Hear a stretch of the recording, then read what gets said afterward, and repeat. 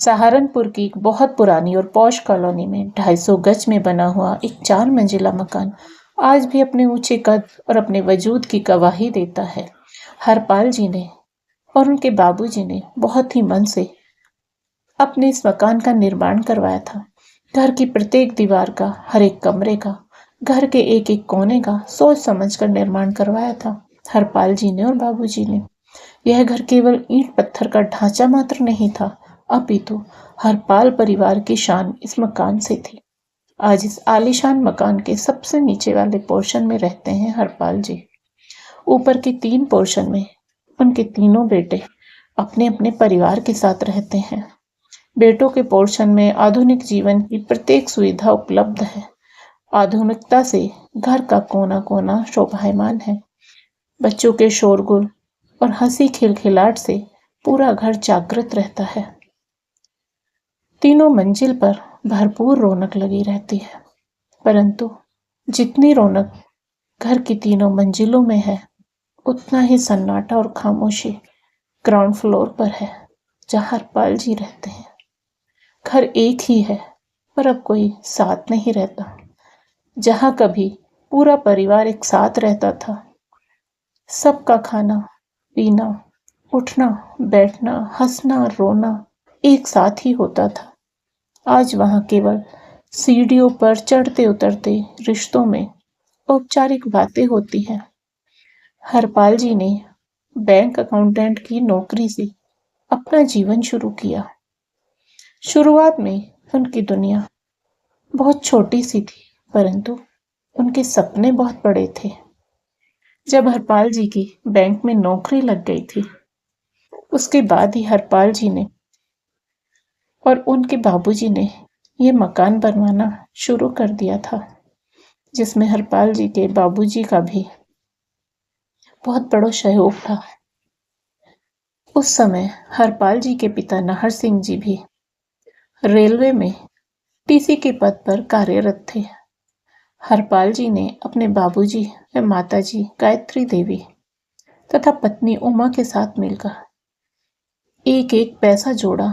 हरपाल जी के माता पिता ने तथा उन दोनों पति पत्नी ने अपनी जरूरतों को मार मार कर इतना बड़ा मकान खड़ा किया। गायत्री जी और उमा जी दोनों सास बहू ने मिलकर इस घर को सजाया संवारा। दोनों सास बहू में बड़ा ही प्रेम भाव था। जहां उमा सास गायत्री जी की सेवा करती थी, वही सास गायत्री जी बहू उमा को बेटी की भांति प्यार दुलार करती थी। हरपाल जी और उमा जी के 3 बेटे और एक बेटी पैदा हुई। हरपाल जी ने अपने चारों बच्चों को खूब अच्छे से पढ़ाया लिखाया और बच्चों को इस मुकाम तक पहुंचाया कि आज तीनों बड़े पद पर कार्यरत हैं। जब चारों बच्चे छोटे थे, तो हरपाल जी के माता पिता दोनों का कुछ समय के अंतराल पर स्वर्गवास हो गया था। आज भी इस मकान के बाहर उनके माताजी का नाम अंकित है। जी हाँ दोस्तों, इस मकान का नाम है गायत्री निवास। इस मकान को घर बनाने में हरपाल जी की पत्नी उमा जी का बड़ा योगदान रहा। उमा जी हरपाल जी के केवल पत्नी नहीं, अपितु उनकी हिम्मत थी। जब भी वे थक जाते, तो उमा जी हरपाल जी से यही कहती कि मैं जानती हूँ जी, आप थक जाते हैं, और बस थोड़ी सी और कोशिश तथा मेहनत हम दोनों मिलकर करेंगे, हमारे बच्चों का भविष्य बन जाएगा, तो हमारी जिंदगी सफल हो जाएगी। और एक दिन दोनों की मेहनत और तपस्या रंग लाई। बड़ा बेटा विवेक सहायक विकास अधिकारी बना। मझला बेटा विनय एमबीए करके एक मल्टीनेशनल कंपनी में जनरल मैनेजर बन गया और छोटा विशाल चार्टर्ड अकाउंटेंट बन गया। बेटी विनीता ने भी पोस्ट ग्रेजुएशन कर लिया। तो हरपाल जी ने एक योग्य लड़का और आदर्श परिवार देखकर बेटी विनीता के हाथ भी पीले कर दिए। बेटों की भी शादियां कर दी तो उन्होंने इसी घर की ऊपरी मंजिलों पर अपनी अपनी गृहस्थी बसा ली। तीनों की अलग रसोई, अलग टीवी, अलग सब सामान और अपनी अपनी अलग दुनिया। उमा जी और हरपाल जी ने सोचा था कि बुढ़ापे में घर भरा पूरा रहेगा, पर उन्हें क्या पता था कि घर तो भर जाएगा परंतु दिल खाली हो जाएंगे। साल 2020 में एक लंबी बीमारी के बाद उमा जी हरपाल जी को अकेला छोड़कर चली गई। उनके जाने से केवल हरपाल जी का जीवन ही नहीं बदला, अपितु यह लगा कि इस घर की आत्मा भी चली गई। अब निचली मंजिल का वह 3 कमरों का घर हरपाल जी के लिए एकांतवास या यूं कहो कि अज्ञातवास बन गया था। कमरे की दीवारें उन्हें घूरती सी नजर आती। छत का पंखा भी जैसे उनकी खामोशी का मजाक उड़ाता था। वह अक्सर उमा जी की धूल चढ़ी तस्वीर को साफ करते और उससे घंटों बातें करते हुए बोलते, सुनती हो उमा, तुम्हारे जाने के बाद कोई हाल पूछने वाला भी नहीं है। सब अपनी जिंदगी में इतने व्यस्त हैं कि उन्हें याद ही नहीं कि नीचे उनका बाप भी रहता है। उमा जी के चले जाने के बाद हरपाल जी का खाना 3 हिस्सों में बंट गया। यह किसी नियम के तहत नहीं हुआ, बस धीरे धीरे सबने अपनी सहूलियत तय कर ली थी। उमा जी थी तो वह अपना और हरपाल जी का भोजन स्वयं बनाती थी। अब हरपाल जी का सुबह का नाश्ता सबसे छोटे बेटे विशाल के घर से आता है, जिसमें 1 कप चाय, कम दूध और ज्यादा पानी वाली, और उसके साथ 2 बिस्किट। कभी मन हुआ तो बहू 1 सैंडविच या फिर ठंडा पराठा भेज देती। दोपहर का खाना मझले बेटे विनय के घर से आता है, जिसमें 1 कटोरी पतली सी दाल और 2 पतली सी चपाती, जो अक्सर या तो कच्ची सीखी होती है या फिर जली हुई होती है। और रात का खाना बड़े बेटे विवेक की पत्नी भेजती है, जिसमें अक्सर उनके खाने के बाद बची हुई बासी सब्जी और कुछ चावल होते हैं। और खाना कभी वक्त पर नहीं आता। कई बार तो दोपहर का खाना शाम 4 बजे आता है और तब तक हरपाल जी भूख से बेहाल हो चुके होते हैं और मन महसूस कर रह जाते हैं और सोचते हैं कि एक वक्त था जब उमा मुझसे पूछकर ही खाना बनाती थी, और आज कोई यह भी नहीं पूछता कि बाबूजी, आपका कुछ खाने का मन हो तो बता देना, हम बना देंगे। बाबूजी, आप अपने मन को मत मारना। उनका मन और उनकी भूख दोनों अब मर चुके हैं। बस जीने की मजबूरी बाकी है, या यूं कहे कि ढो रहे हैं इस नीरस जीवन को। एक दिन सुबह की बात है। बाबूजी सुबह को अपने कमरे में लेटे हुए थे कि उनके पास बेटी विनीता की कॉल आई। हेलो बाबूजी, प्रणाम। कैसे हैं आप? मैं ठीक हूँ बेटा, बस समय पूरा कर रहा हूँ। अरे बाबूजी, ऐसा मत बोलिए। अच्छा बाबूजी, आज मैं आ रही हूँ। मैंने तीनों भैया और तीनों भाभी के नंबर पर फोन मिलाया, पर उनमें से किसी ने फोन नहीं उठाया। पता नहीं बेटा, क्या बात है। मैं तो नीचे अपने कमरे में हूँ। अभी तो कोई चाय नाश्ता भी देने नहीं आया है। अच्छा बाबूजी, ठीक है, तो ऊपर से कोई भी आए तो आप उन्हें बता देना कि आज मैं आऊंगी। ठीक है बेटा, बता दूंगा। अभी बाबूजी ने बेटे का फोन काटा भी नहीं था कि तभी बाबूजी के कमरे में बड़ा बेटा आया और उनसे बोला कि बाबूजी, आज हम सब लोग वाटर पार्क जा रहे हैं। बच्चे जिद कर रहे हैं, शाम तक लौटेंगे। तभी छोटी बहू आई और बोली, बाबूजी, ये आपकी चाय। और हाँ, आज कुछ बनाया नहीं तो आपको खाली चाय से ही काम चलाना होगा। मझले बेटे ने कहा, और हाँ बाबूजी, आपका खाना टेबल पर रख दिया, आप खा लेना। बड़ी बहू ने भी बगैर उनकी तरफ देखे कहा, बाबूजी, हो सकता है आज हम सब रात का खाना खाकर आए तो आप दोपहर के खाने से ही काम चला लेना। सब अपनी अपनी बात बोलकर पलक झपकते ही बाहर अपनी कार में जाकर बैठ गए। तीनों कार स्टार्ट हुई और उनका शोरगुल हुआ और फिर सन्नाटा छा गया। हरपाल जी कांपती टांगों से उठकर खिड़की तक गए और दूर जाती कारों को तब तक देखते रहे जब तक वे धूल के गुबार में खो नहीं गई। फिर वापस आकर अपने बिस्तर पर बैठकर चाय पीने लगे जो बिल्कुल ठंडी हो चुकी थी। उधर बेटी का फोन अभी भी चालू था और उसने सारी बातें सुन ली थी और वह सख्ते की हालत में थी कि बाबूजी के साथ कैसा व्यवहार कर रहे हैं मेरे तीनों भाई और भाभी।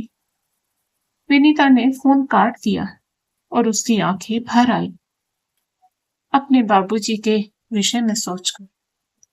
इधर हरपाल जी को तेज भूख लगी हुई क्योंकि उन्होंने रात भी कुछ ठीक से नहीं खाया था।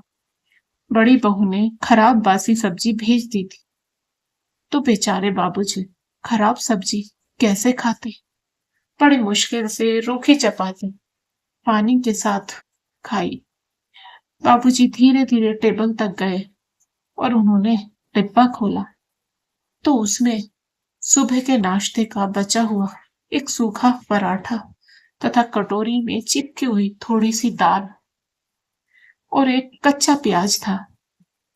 यह देखिए बाबूजी की आंखों में आंसू बह निकले। बाबूजी सोचने लगे कि अभी तो सुबह के 8 ही बजे हैं और यह खाना, यह मेरे पूरे दिन का आहार है। कैसे इससे पूरा दिन कटेगा? क्या मैं इतना बेबस हो गया हूं? उन्होंने सामने दीवार पर लगी हुई पत्नी उमा जी की तस्वीर की ओर देखा और बोले, देख रही हो उमा, एक तुम थी जो मुझसे पूछे बगैर कुछ नहीं बनाती थी और मेरे बिना एक निवाला भी नहीं खाती थी। और आज आज इस 4 मंजिला घर में मैं सबसे अकेला और सबसे भूखा हूं। तभी पास में पड़ी हुई पुरानी सी टेबल पर रखा फोन फिर से बज उठा। अनमने मन से उन्होंने फोन उठाया तो उधर से कोई बोला, अरे हरपाल, तू जिंदा भी है या स्वर्ग सिधार गया? और फिर हो कर हंसने लगा। हरपाल जी असमंजस की स्थिति में थे कि आखिर ये है कौन। तभी उधर से वह व्यक्ति बोला, अरे यार, मैं कैलाश बोल रहा हूं, तेरा कॉलेज का दोस्त। कैलाश की आवाज सुनकर हरपाल जी को जैसे गुजरा जमाना याद आ गया। कैलाश ने कहा, यार, हम सब पुराने दोस्त मिलकर उज्जैन महाकाल की यात्रा पर जा रहे हैं। हमने तुझे पहले भी कई बार फोन किया था पर हर बार तेरे तीनों बेटों में से किसी न किसी एक ने यह कहकर फोन काट दिया कि पापा की तबीयत ठीक नहीं रहती है और उनका कहीं जाने का मन नहीं करता है। कैलाश के मुंह से ये बात सुनकर हरपाल जी के पैरों तले से जमीन खिसक गई। वह सोचने लगे कि इसका मतलब मेरे बेटों ने मेरे यारों दोस्तों मिलने जुलने वालों से मेरा संपर्क काटने के लिए मुझसे झूठ बोला और मेरे दोस्तों से मुझे अलग कर दिया। अभी हरपाल जी यह सब सोच ही रहे थे और अपने पुराने समय को याद कर रहे थे कि दोपहर के लगभग 1 बजे उनकी बेटी विनीता आ गई और अपने बाबूजी को देखते ही उनके गले लगकर रोने लगी। विनीता बेटा, कैसी है तू? बेटा, मैं तो तुझे फोन करके बताना ही भूल गया कि तेरे तीनों भाई भाभी अपने बच्चों को लेकर पिकनिक पर गए हैं। विनीता ने बाबूजी के पास बैठते हुए कहा, बाबूजी, मैंने फोन पर सब सुन लिया था और मुझे यह सुनकर बहुत ही दुख हुआ कि मेरे बाबूजी के साथ कितना रूखा व्यवहार कर रहे हैं ये सब और ढंग से खाने को भी नहीं दे रहे हैं। बाबूजी, मैं आपके लिए खाना बनाकर लाई हूं। ये देखो, आपकी मनपसंद खीर, आलू की कचौड़ी और काशी फल और आलू टमाटर की सब्जी के साथ अजवाइन वाली पूड़ी। बेटी के मुख से अपनी मनपसंद व्यंजन के नाम सुनकर बाबूजी के मुंह में पानी आ गया तो वह बच्चों की तरह मचलते हुए बेटी से बोले, ला बिटिया, जल्दी से मुझे खाने को दे, मुझे बहुत जोर की भूख लगी है।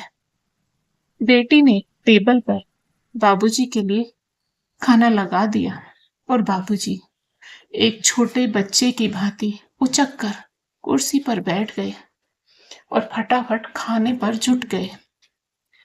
अपने बाबूजी को बच्चों का सा व्यवहार करते देखकर विनीता की आंखें भर आई और वह बाबूजी के पास खड़े होकर एक मां की भांति उनके सिर को सहलाने लगी।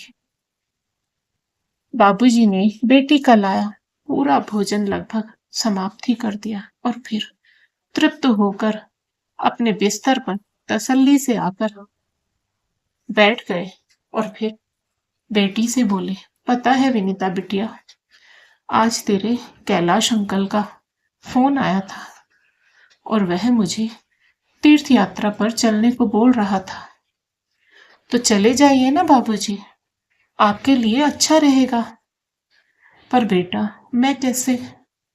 और तेरे भाई, उन्होंने तो मेरे दोस्त से मेरी बात तक नहीं होने दी।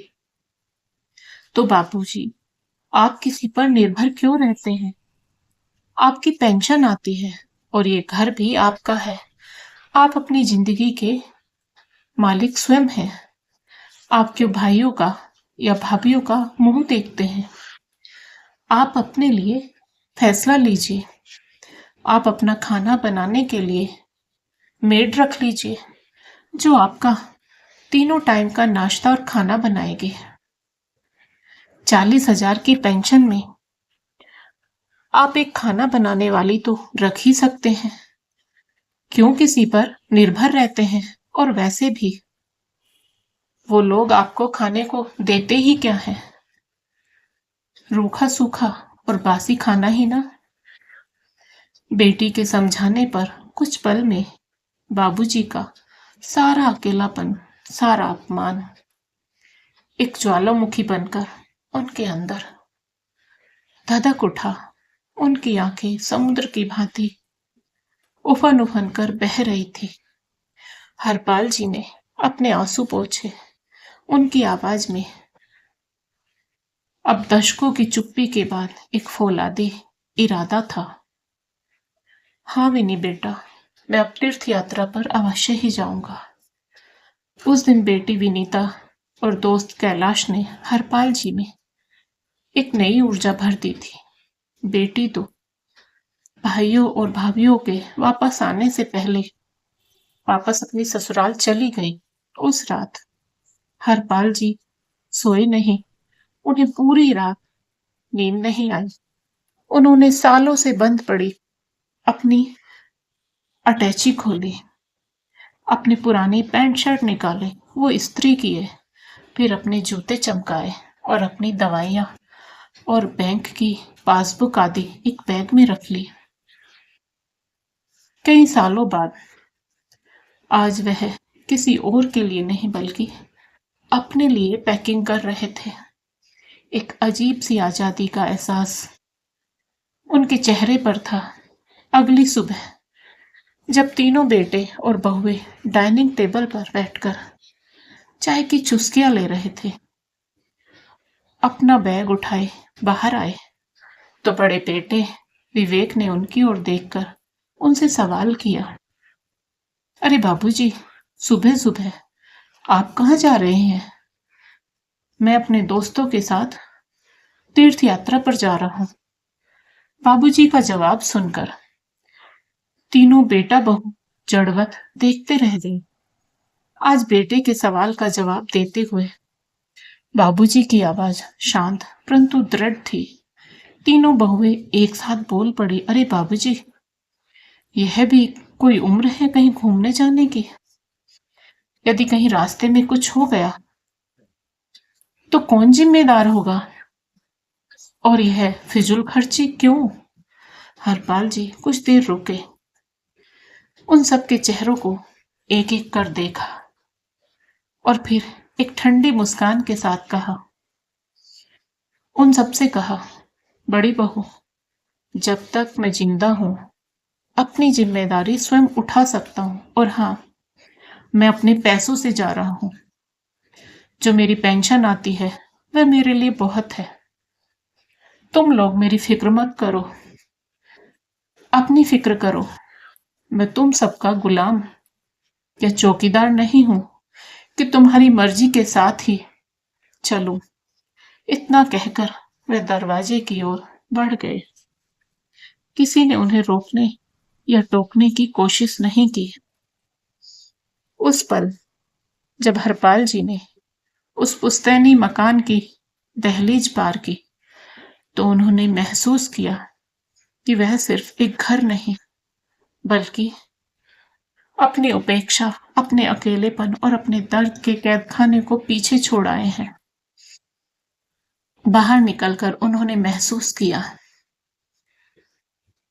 पत्नी उमा के चले जाने के कई वर्ष बाद आज मैं सचमुच अपने लिए जी रहा हूं।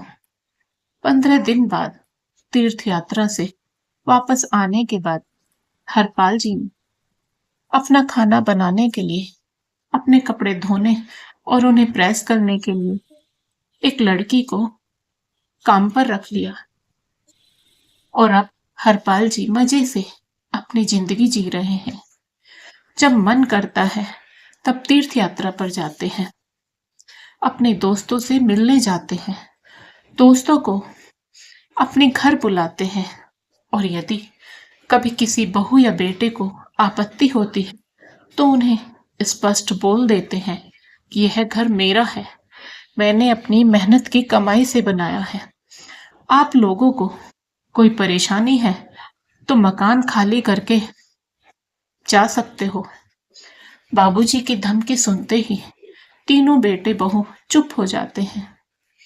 विनीता भी फोन करके अपने बाबूजी के हालचाल लेती रहती है। दोस्तों, अपने जीवन को सुखद बनाने के लिए कुछ कड़े कदम उठाने पड़ते हैं। दोस्तों, आपको आज की कहानी पसंद आई हो तो वीडियो को लाइक करें, शेयर करें और साथ ही हमारे चैनल को सब्सक्राइब करें। बेल आइकन को प्रेस करके ऑल बटन पर क्लिक करें। राधे राधे प्यारे दोस्तों।